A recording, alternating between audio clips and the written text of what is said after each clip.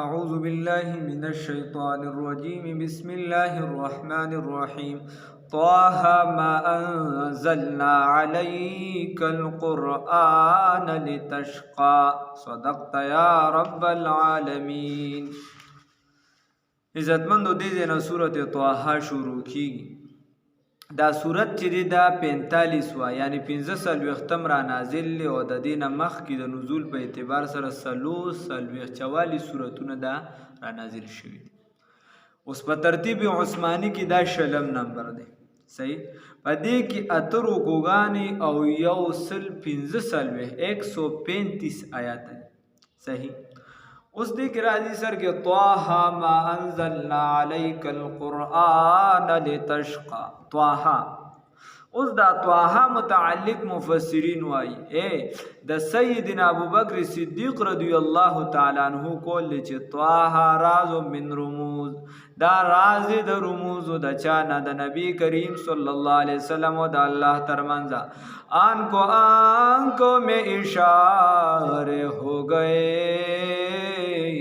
ہم تمہارے تم ہمارے ہو گئے میان عاشق و معشوق رمزیست کرامن کاتبین را ہم خبر نیست.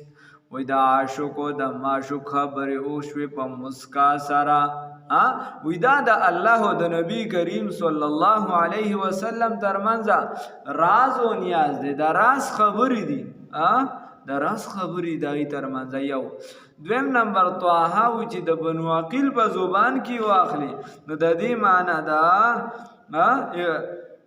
معنی دا چې یا انسان یا چې د عبرانی کې واخلی معنی دا یا رجلو ما انزلنا عليك القرآن لتشقى.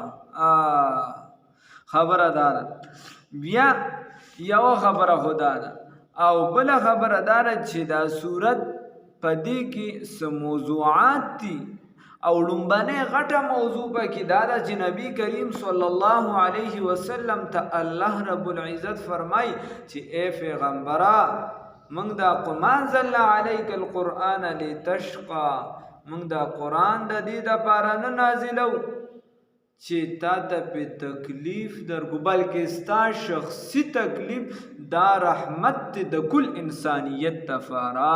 په دې صورت کې دا خبره ده. یو بل خبره په دې صورت کې دا ده چې واقعا د موسی علیه السلام ذکر کیږي نو چې څنګه د جرأت او د بهادرۍ مظاهره هغه کړې وه دک شان تو کا اے نبی کریم صلی الله علیه وسلم. بل خبره دارا چې الله رب العزت وی چې څنګه ستانه انکاریان دي د مکی مشرکان، نو د مکی مشرکان څه وایي؟ اعتراض څه کوي؟ اعتراض دا کوي چې د دې پیغمبر اعلان نه دی شوی. موږ ته څه پته ده چې دا پیغمبر دی؟ موږ ته پته شته؟ نشته چې دا پیغمبر دی که نه دی. خبره خو دې ده موږ ته معلومات نشته چې پیغمبر دی او که نه. نو ورته ووایه چې الله رب العزت د واقعي نه یعنې دا نچوړ روزي چې الله رب العزت د پیغمبرۍ د چا اعلانونه نه کوي، چاله دعوت نه راغونډوي، خلک نه راغونډوي، بلکې په صحرا کې پیغمبري ورکوي. چاله موسی علیه السلام په صحرا کې پیغمبر وګرځو. بیا ته وګوره که ته چېرته دا وایي چې محبوبه زه تنها یم نو الله رب العزت ورته چې وګوره موسی علیه السلام تنها په یوازې ځان باندې د جابر ظالم بادشاه چې دی د هغه مخالفت کړی دی خو سره نه دی ټیټ کړی. نو دک شان عملی مظاهره وکړي. او اخره کې د سیدنا آدم علیه السلام واقعه ده.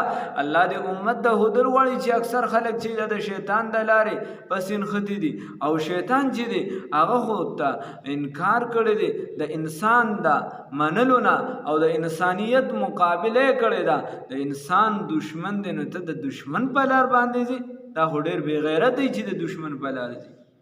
بل خبره پکې دا ده چې په آخر د صورت کې تلقین دی د دواړو جهانونو سردار محمد رسول الله صلی الله علیه وسلم ته او تمام صحابه کرامو ته بیا د امت تم تلقین دی که چېرته در باندې سخت راځي نو صبر کوئ او که سخت ډیره زیاته شي تکلیف ډیر زیات شي نو څه کوه بیا داسې کوه لږ واخله چې مونځ کوه نو مونځ سره به تا ته سکون میلاویږي آرام به درته میلاویږي نو دې صورت کې دا غټ غټ موضوعات دي نور به هم څه خبرې وي وړاندې به وایو مخکې ته به راشي الله رب العزت راته اسان کړي